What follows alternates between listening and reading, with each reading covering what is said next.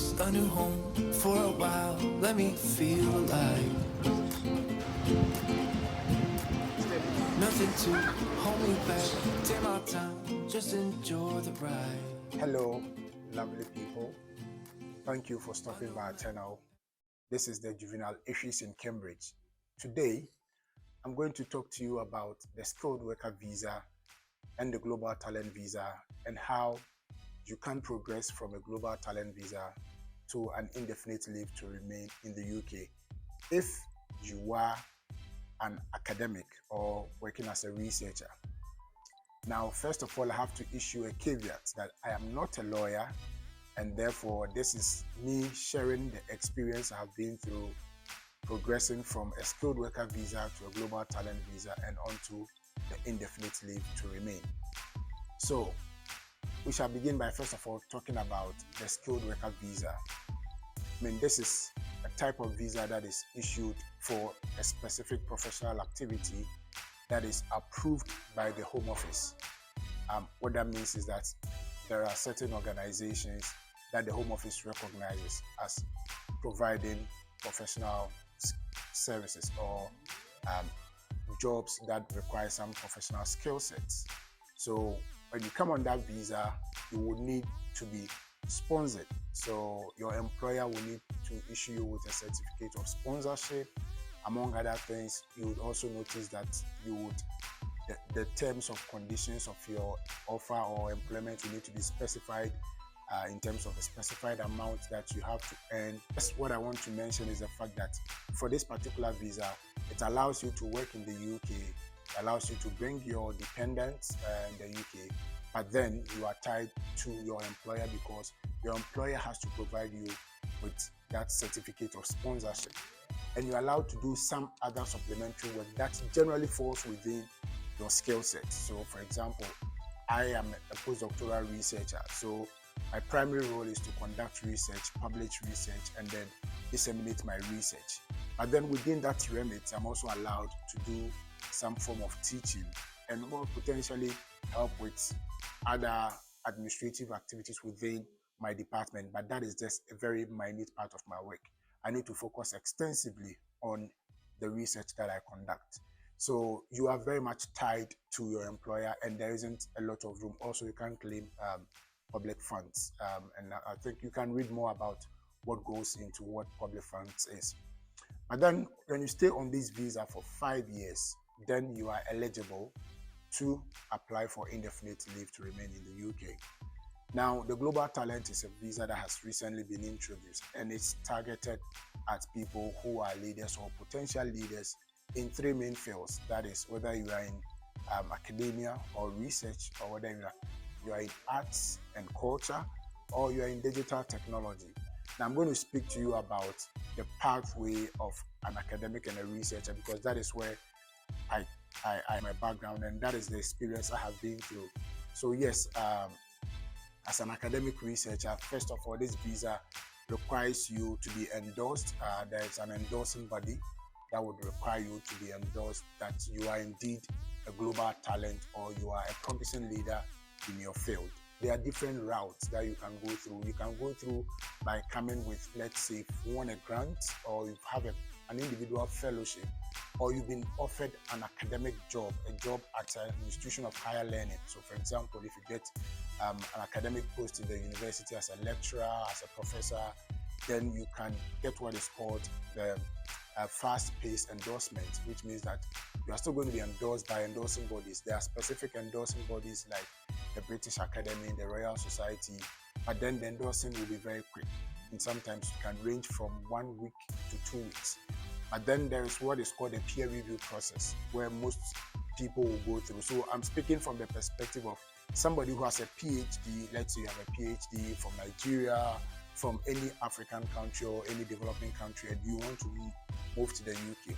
So with this route, you go through what is called a peer review process. And with a peer review process, essentially what you do is, of course, you would have to get in touch with somebody who knows your work, who is an eminent academic in the UK, who is willing to write essentially a recommendation about you and how you can contribute or make a significant contribution in your field when you move into the United Kingdom. The good thing about the Global Talent Visa is that you don't need to have an employment. If you have worked in an institution of higher learning, or you have worked in an area that is very much research intensive within the past 5 years, or you can demonstrate that it is quite recent, then there's still scope for you to apply. So it's not hard and fast that you need to have an employment before you come in here. But the most important thing is you need to be endorsed. You need that endorsement, and that becomes from an eminent academic, an eminent person who can write this recommendation that they know your work, and then they believe that when you are given the opportunity to move to the UK to work as a global talent, it is going to be a significant benefit to this country. Essentially, remember, this country wants to leverage on the skill sets you have. So they want to see how the UK can benefit from your skill set. So you need this endorsement, you need this recommendation from this professional, and then you have to then write your own personal statement to set out what you have done in the past, what makes you a promising talent in this regard, and then you attach your CV, and then you send this to the Home Office, who will then send all these documents to an endorsing body, which I mentioned earlier on, and then the endorsing body will now confirm that indeed you are a global talent and therefore apply for the visa. So it's 2 stages. The first stage is the endorsement, and then after the endorsement, you then apply for the visa to get the global talent. Now, this is where the global talent is slightly advantageous. So the global talent doesn't tie you to any employer. So what we've seen recently in the UK, most universities, when they employ you to work in a higher institution, for example, they will prefer that you go with a global talent. Why? Because, once you get a global talent, you can work in your field, but then there are no other restrictions. So that means that you can also do other related stuff that you are interested in whilst you are still doing your main. So you are not tied to an employer. And what that means is that after the contract ends, you are still a global talent, and your employer doesn't necessarily have to commit to looking for ways they can extend your visa or whatever. You still have your visa status as a global talent. But so then, if you have the global talent, how then does it help you in your journey to become an indefinite leave to remain resident in the UK, or if you want to settle in the UK as a permanent resident? So technically, if you have never worked in the UK as a professional, then of course you would have to be on the global talent visa minimum from 3 to 5 years.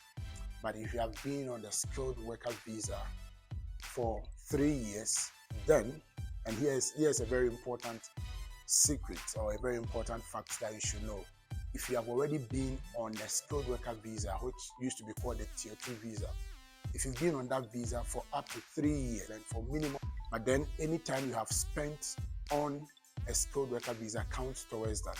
So what that means is that if you've already done 3 years on a skilled worker visa and you get the global talent visa, so assuming I got my global talent visa today, tomorrow I can apply for indefinite leave to remain. So if you compare that to a skilled worker visa, it has a lot of advantages, in the sense that it facilitates the process of you getting your indefinite leave to remain. So in the UK, you've never worked in the UK, and you're coming to the UK, and you're offered between a skilled worker visa and a global talent visa.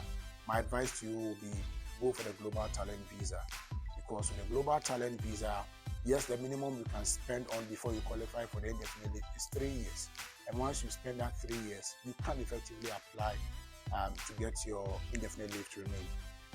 It's a very good opportunity, and I think that if you are an academic, a postdoctoral researcher, if you have your PhD, and you are thinking about relocating to the UK, the most important thing is for you to find an eminent person who is resident in the UK, who can actually confirm and write a recommendation that, look, I know this person, I know the work he's doing, and if he comes to the UK, he'll be a great asset.